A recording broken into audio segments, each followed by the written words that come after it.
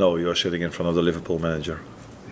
So there's always pressure at this club. If we are 1, 2, 3, 4, 5 in the table, if you work at a big club like Liverpool, there's always the pressure. And I think last season, halfway through the season, they also number one. I think they were last season. Yes. Yeah. So it's not so strange for a club like us to be on top of the league, but it is. We know how many good teams there are in this league, and they are able to win almost every game as well. So there's no extra pressure. There's always pressure if you work at a club like Liverpool. Your form away from home is fantastic. It's West Ham on Sunday. How do you prepare any differently? It's just here we go again. No, I think our away form has been good, but maybe it has a bit to do with the teams you face in the first half of the season. So I think mainly we face the teams the top half of the table at home, and the other ones we faced away. So that might have something to do with it, but it's we are a strong team away from home and at home as well. So yeah, I don't see any reason why we are stronger there than here.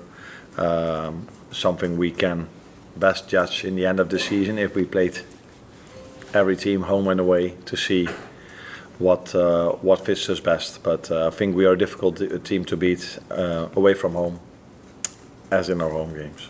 You'll be aware that Dominic Szoboszlai is suspended, having picked up a yellow card against Leicester. But this is a period where you've probably got to use and utilise the squad more anyway, given the amount of matches. Yeah, that's what you saw today as well, because I think Dominic Szoboszlai was outstanding against Tottenham Hotspur. And the idea and the plan was that he should be outstanding against West Ham, but he's not available, so someone else should be outstanding against West Ham. Lewis? Tomorrow's 7 years since Virgil signed for the club. I know you've not been there for most of that time, but as a fellow Dutchman, I just wondered how far off his best level do you think he is now, or is this the best level we've seen in a Liverpool shirt from him? Yeah, that is difficult for me to judge because, like you said, I wasn't here when Virgil was close to winning the Ballon d'Or, for example, and he's been, I think, a tremendous player, such a great player for Liverpool for so many years. Unfortunately for him, he was out with an injury for almost the whole of the season. That didn't help this football club at all, so that probably tells you how big of an impact he has had here at this club. I can only tell you what my experiences are with him, and he's been not only from what you see, because you see him during the game, and he's outstanding during the game, but he has such a big impact in training session as well. He's the focal leader of this team. Every time we start an exercise, he's every time on top of his teammates, and he leads by example. So for me, he's been outstanding till now, and we can only hope he can continue showing this during the games and in the training sessions as long as he's with us. Andy? Arne, I just asked this question because it's obviously your last home appearance before the 1st of January, when with the contract 3, things can happen from that date. Are you expecting anything momentous or significant to change from then or on that date? If we would, then probably it's not the moment for me to tell you now, but in general I don't talk about contract situations here, and it would be a surprise if I was the one to announce that one of them have extended. So I think that's in a different moment, but just keep asking because that's your job, but you're probably not going to get an answer from me. But it's clear that from the 1st of January, maybe for you guys things change a lot, but they are in constant talks with the club, and let's wait and see what happens. As long as they keep performing like this, the manager or the head coach, I have to say, is happy with them. No. You mentioned injuries and suspensions. It looks like West Ham might be without all 3 central midfielders who started against Southampton, with Rodriguez, Sojek suspended, Carlos Soler went off injured. You faced Mohamed Kudus a lot when he was at Ajax. Do you think there's a chance he may line up in central midfield, and how good a player do you think he can be? I think he's a good player, that's for sure. Everybody sees this. He can play multiple positions. I think he played here for Ajax against Liverpool as a 9 as well. So he's a big threat for them. They have many players. I think they've signed also many players during the summer. So even if 3 midfielders are out, I don't think they have to play under 21 players. They are still able to play players they brought in for many millions. So yeah, that's the Premier League. They all have, not only us or Chelsea. It's for a lot of clubs have so many good players. We, although we're the one, when I didn't play my starters, we used our 21 players. That is part of our identity, and that's what makes this club special, I think, as well. Last couple, Will and Paul. The thing that I highlight today is the strong mentality. If we were not with a strong mentality and competitive mentality waiting this kind of match, we lost the match. I am sure. So that's why to highlight the mentality of the team. Yeah, they know they are. They've certainly shown us they are, even though Leicester went 1-0 up. Liverpool fought back. They found a way to win. Yeah, I mean, Liverpool are one of those teams, them top teams where even if they do go 1-0 down, you still think they'll come back and find a way of winning the game. They've got so much firepower on that pitch in every position that they can hurt you from anywhere. I mean, this is a really nice finish from Ayew, by the way. Using his strength to hold off, I think it's Robertson and Swivel. But even then, I mean, this from Cody Gakpo, Manu, what a finish this is. As you said, they have so much quality in this team. And it's a joy to watch them, you know, the link between the players, the movement, you know, the energy they bring all together. And they play the same football and the same language on the pitch. So it's pure joy, you know, to watch them. 12 points gained from losing positions this season have Liverpool. They've also made Anfield their fortress, which is very, very important in a time. Well, it's always been a fortress. It's been that way for a number of years now. Yeah. I mean, it's incredibly hard to go to Anfield and get any type of result. But almost when they sense weakness, they go after teams. They press really well. They maybe do it in a different way to when Jurgen Klopp was there, because obviously it was always get the ball forward as fast as can. They go and press teams. But now they're a little bit more patient in terms of the way they go and press. But they're still as effective. They still score goals. Salah looks as good as he ever has done. Curtis Jones is now getting a run of the team. He's playing really well. Cody Gakpo now, it looks like he's more natural. Gravenberch now moving him into that holding midfield player. That role has been fantastic. Minute they've got no weaknesses at all. Yeah, it's 6 points clear at the top now, and match week 19 means we're officially halfway through the Premier League for this season. Is it theirs to lose? As I said, it's a long way to go. And now, honestly, it's not a political answer, you know. But I totally agree with Arne Slot. This is why he sent a warning to his players, saying that don't be too much confident, because we're flying at the moment in Champions League as well in the Premier League. We're the best team in Europe so far. Everything is green light. We are so confident. So the danger is to be too much confident. Yeah. Yeah, Mo Salah said they should stay humble. I want to talk about Mo Salah and his goals and then the Christmas tree curse. We'll get to the Christmas tree curse later. Let's talk about Salah's goals and how impressive he's been. You've already mentioned him as your highlight of 2024. I love him. I love the way he played this season so far. His contract ends at the end of the season. It's been amazing to watch in terms of assists and goals, but the movement, you know, the link between his teammates, you know, up front is beautiful to watch. I love it. I love his behavior. He's even thinking that he must have been a little bit disappointing not being proposed another contract with Liverpool. But his behavior, his commitment is 100% with the club, so I'm very happy with that. Yeah, we've been saying all season long it's equally impressive that 3 key players along Liverpool's in key positions are out of contract in the summer, and yet this is what they're still managing to do. Yeah, they're all putting in performances, because you know what it's like with players when their contract situation hasn't been maybe sorted. They sometimes down tools a little bit, their performance drops off. But Mo Salah, Virgil van Dijk, Trent, their performances are as good as we've ever seen, really. I mean, as I said, we spoke about Mo Salah. I think if you lost someone like a Mo Salah from the Premier League, it'd be a travesty, because he is that good. Every single week he comes up with goals, assists, his numbers are as good as anyone's. So for Liverpool to allow this situation to kind of fester and these 3 players be out of contract, it's a bit disappointing for them, but I still believe there's a fair chance all 3 stay. That's why I like, you know, as you said, I totally agree with Van Dijk, Trent, Alexander-Arnold and Mo Salah. All of them at the end of the contract, you know, at the end of the season. And sometimes when things like this happen, players, they said publicly, you know, on social medias, you know, they said that I'm not happy with what's happening actually in the club. So that they are not selfish. They put the team first. And if things happen, it will happen. Yeah, Mo Salah has just stepped up a notch, which, I mean, for someone who's been as consistent as he is, it's crazy to say. But he's got 16 goals this season, just too shy of what he managed in the whole of last season. And as I mentioned, we're at the halfway mark. I want to talk about this Christmas tree controversy, though, because I wasn't even aware of it. And then all I saw on my social media timeline was people just refreshing to see if Mo Salah's put this Christmas post up. Do you know all about it? Well, Manu knows all about superstitions. Yes. So apparently Liverpool fans say that every time he posts the Christmas tree, they blow the title lead or something like that. Like a curse? I think he put it up really, really late on Christmas Day. Apparently it's a curse. Have you heard of it? No, really, the first time. That's what you said to me. I'm quite surprised, but again, it's a long way to go to win the Premier League. But they are flying, you know, for the last 6 months. So I still believe it's going to be really difficult for other teams to catch them.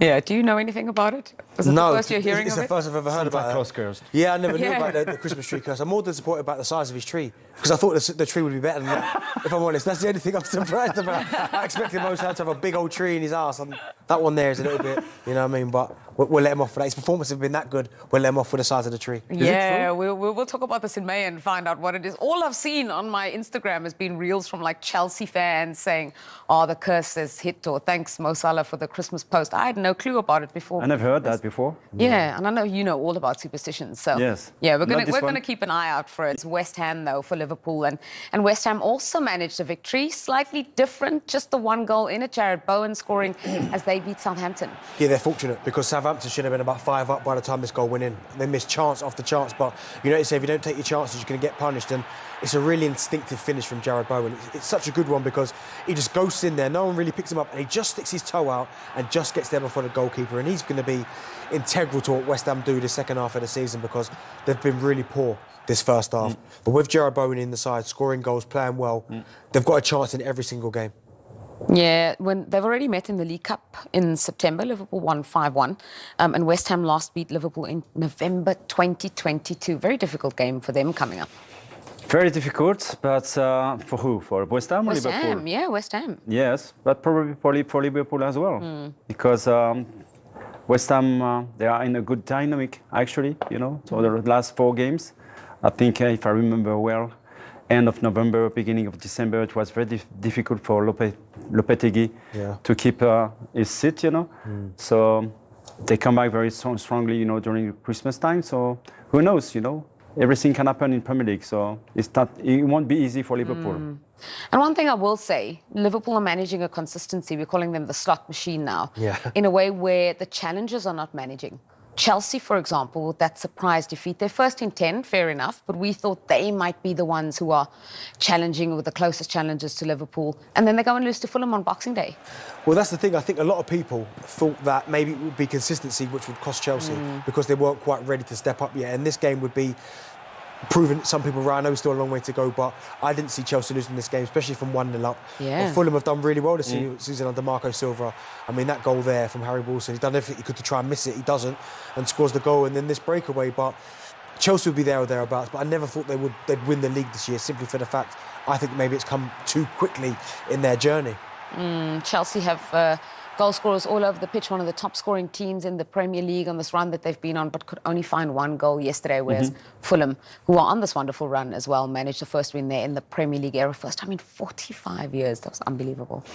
It is, but I come back from what you said, Darren. It's strange to see that every single defeat so far for Chelsea is coming every 2 months. It's weird. So I don't know what's happening, because probably the age of the team, the average age of the team, they are missing probably experience about that. So this is exactly what happened yesterday, because they controlled the game the first half, and then they've been punished on the last few minutes of the game. So maybe a lack of concentration, but this is something that they must improve. So who knows, because nobody would have bet a penny on Chelsea this season for what they've done so far. He's certainly keeping on going at the moment. I mean, like I say, 42 points from 51. He couldn't have dreamt of this on Boxing Day. No, it's been relentless stuff from him and his team. Owen touched on his demeanour, how in control he looks, the confidence he exudes. But you've also got to give a huge amount of praise to the players. I mean, as we said before, they've been there, seen it and done it before. Is probably vital, possibly even more important than their managers at this stage, because they have done it. So, you know, that combination, I like the way he's come in. He's not ripped anything up. There was no need to rip anything up. But some people, they're so confident and cocky in themselves. They go, oh, no, this is my new way of playing. It was already virtually perfect. Jurgen Klopp did incredibly well over the time he was there. They had a great team already. So, you know, he's just continued that, tweaked it a little bit, brought a calmness to the situation. And while a lot of other teams are dropping away around him, he's keeping his troops, you know, with a clear target, not getting carried away. It's all looking very rosy. But he's right to say, and we can all sit here and say, oh, they've got to throw it away now. I mean, who would have thought Manchester City would do this? Who would have thought it? They are just the most incredible team, have been one of the best teams in the world for years and years and years. Yes, we can see them losing a game. You can't see them doing what they've done. And that's how easy it is. So you can't count your chickens. Absolutely not. It's the right thing to do, to say game by game. And that's what they're doing at the moment. It's all going well. When we're talking about injuries, just like, who's the most influential player that... We're talking about Rodri coming out of City, Ødegaard coming out of Arsenal. Who would you fear the most getting injured for Liverpool? Mo. I mean, if Mo's not there, they don't win the league. That's for sure. Simple as that. Simple as that, yeah. City don't win it without Rodri. Arsenal don't do it without Ødegaard. But I do think one thing I say, he's made two big calls. Gravenberch's playing as a whole midfield player where he's never played in his life. At Bayern, he barely played. He's been one of the best players in the Premier League this season from a position that's probably not his natural. And Diaz, you know, not just playing on the left-hand side, playing as a false nine. So he's made two big calls. I know he took the blueprint of what Klopp made, but he's tweaked it to what he wants. They cross the ball more. They are slightly different, in my opinion. I just think he deserves a ton of credit for taking that, which was really good, tweaking it to how he wants. And if they add one or two, I think they could be onto something for quite a few years, actually. It is quite... Do you agree, though? No Salah, no title? Well, at this stage, if Mo Salah was out for the rest of the season, I still think they'd win it. They've still got an awful lot. If he was out for the season, like Rodri, then, yeah, I agree with Owen. But at this stage, they're well clear. They've got lots of options. I mean, if Jota came in instead of Salah, then... you know, I still think they'd be okay. Or Nunez can come in as well. They've still got options up there. So I think they've built enough of a cushion now to not be dependent on one player. Virgil van Dijk is the other one that I would hate to see get injured. There's other important players, but, you know, like Alisson, probably the best goalkeeper in the world, but Kelleher's such a good replacement that I don't think it would affect them even if he got it hasn't injured. done. He's missed 9 games. Exactly. I think those two, I think Virgil van Dijk is the best centre-half in the world. And I think Mo Salah is the best right-sided midfielder in the world. So let me flip it around the other way. If those two play the majority of league games between now and May, do they win the title? Yes. Yeah. I can't see them slipping it up now. I think Arsenal have got a 10-15% chance of winning it. I can't see anybody else win it. I think Liverpool are 85%. They could win everything. They could. In the semi-final of the League Cup. Obviously, the FA Cup. They've been the best team in the Champions League so far. With Inter. So I think this is a chance they don't want to miss, by the way. If I was Liverpool and British Shoes, I know there's a new sport, but I would maybe just add a body in January. I'd obviously try for Supermendy. But they could have a super special season here. And I think you don't want to miss out on this, because these guys, you're not going to have a season where the 3 or 4 teams struggle in the Premier League, but they could literally win the lot this season. When you say add a body, position specific, or just add a body just for freshness? Well, they got a world-class goalkeeper coming in, Mamardashvili, so he's only 24. It's at the end of the season. I know, but what I'm saying is already planned for that. I think defensively they're sound. If they need anything, I'd say it's a left-back and a centre-mid. You know, I think in the summer they'll probably figure out what to do with Darwin Nunez, because he's not really playing, but I think they're striker, left back, centre mid. That's all they need, and that team is set for 3 years. Wow. And they've sold a lot of players anyway, haven't they? You know, they've done a really good job of selling some of the younger players and making a lot of money. So I think the money will be there, but I think they've got to invest it. And their form, momentum, and now lead of 7 points, even at this stage for tomorrow, Arsenal at home to Ipswich, it almost makes it must-win for Mikel Arteta's side. Because if they don't, it's another opportunity missed to close that gap. That's the pressure that Liverpool are putting on everybody at the moment. They're literally got a gun to their head, haven't they? You drop more points and you're out of it. You drop more points and you're out of it. And they're virtually there. You know, it's getting to a stage whereby if anybody drops any more points, they're just too far behind now. As I say, I think Arsenal are just about clinging on. But if they lose another game, are Liverpool going to drop so many points? They're going to have a capitulation like Manchester City? I can't see it. I just think that they're piling the pressure on everybody at the moment. Relentless wins. And as I say, Arsenal, Chelsea, I'm not that convinced about Chelsea. I think Arsenal are the last man standing, personally.